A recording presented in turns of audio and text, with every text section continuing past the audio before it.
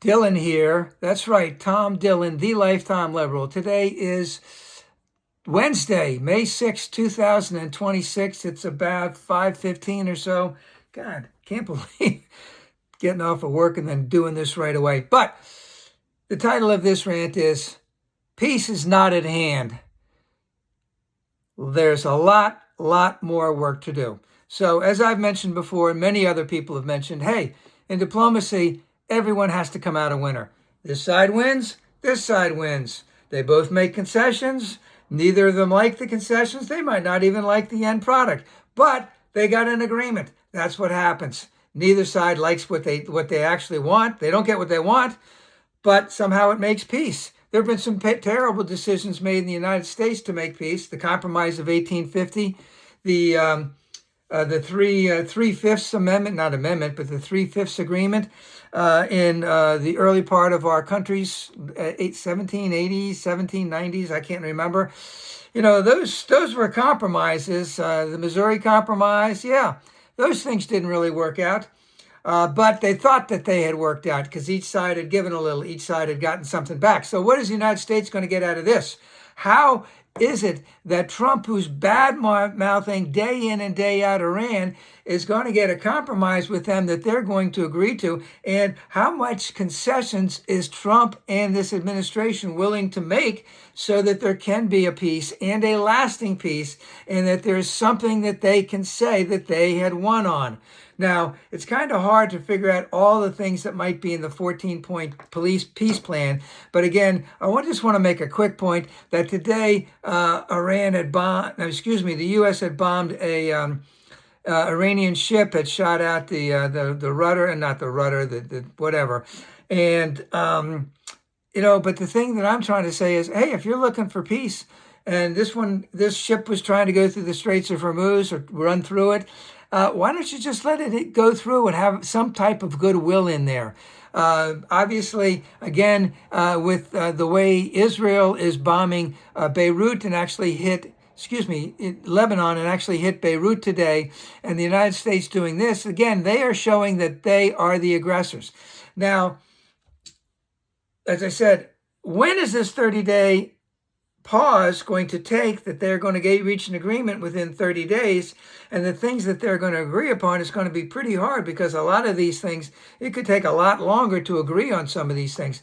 I'm going to read a couple that came out, and it's hard to see either side agreeing, depending on which one may be able to be considered the victor in it.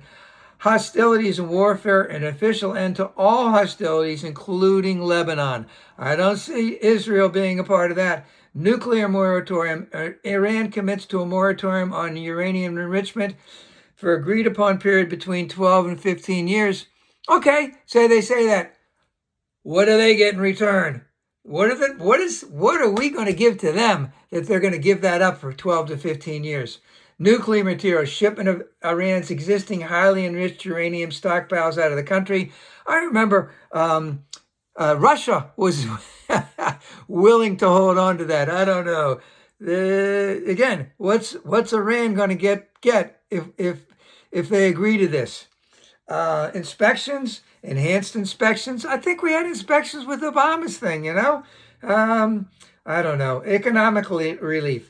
The U.S. agrees to gradually lift sanctions and release billions. How gradually is that going to be? Is it going to be over a 2-year period, a 5-year period, a 1-month period? I don't know. Hey, how are you going to agree upon all of that? How many billions are there? I remember earlier on, Trump just badmouthed Obama day in and day out. Oh, you're giving all this money back to Iran. You're making them have all this money so that they can go after everybody, et cetera, et cetera. Now he's going to do the same exact thing. Oh, well. The Strait of Hormuz, lifting competing blockades and restrictions on shipping through the strait, establishing a new maritime mechanism. Okay, that sounds great. But again, what is Iran getting out of it? That is a big card that they're holding. It better be something good. All right, let's see the last couple. Regional security, demands for withdrawal of U.S. forces from around Iran's periphery, and guarantees against future military aggression. How is that going to be written into it? And how reliable do you think the Trump administration would be on those two things? And will the United States withdraw from the UAE, from Qatar, from Saudi Arabia, from Kuwait? Are there other ones down there? Oman? I don't know. Is that something we're willing to give up?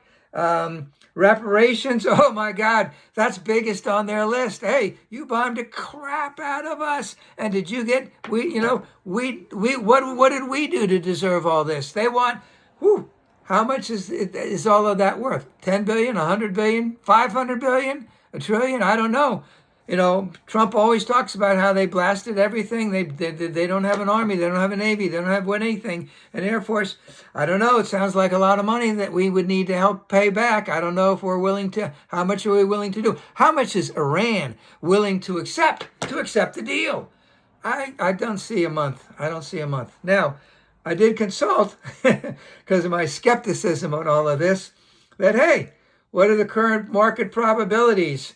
By Polymarket and Kalshi, near-term deal by May 31st. Well, we haven't even started that 30 days, so I don't see that. Sits at approximately 19%. Not good. Long-term by year-end, it surged to signing to up to 70% with the pause.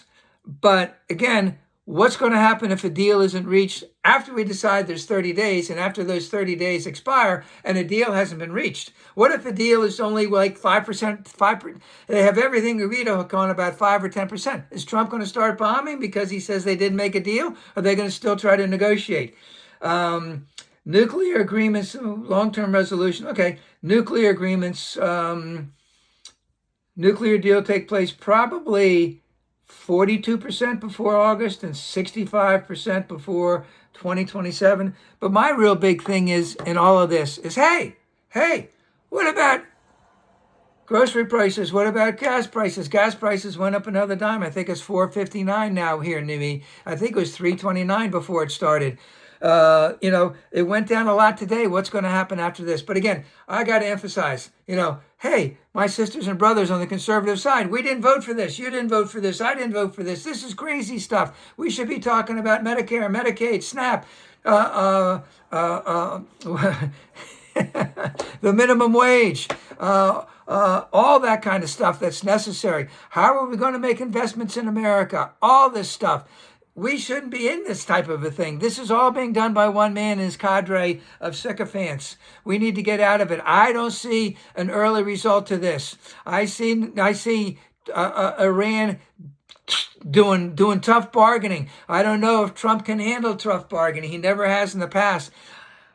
Let's hope that a deal can come through. I don't see it coming through. But remember, every single day that strait is closed is the longer it is going to take till gas prices come down. And I didn't even look at the gas prices on that market, but many of them are saying not until well into 2027.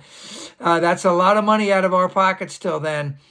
And with the war going on, it doesn't look good. Let's hope that this administration can step up and show some competency, which they have never showed before.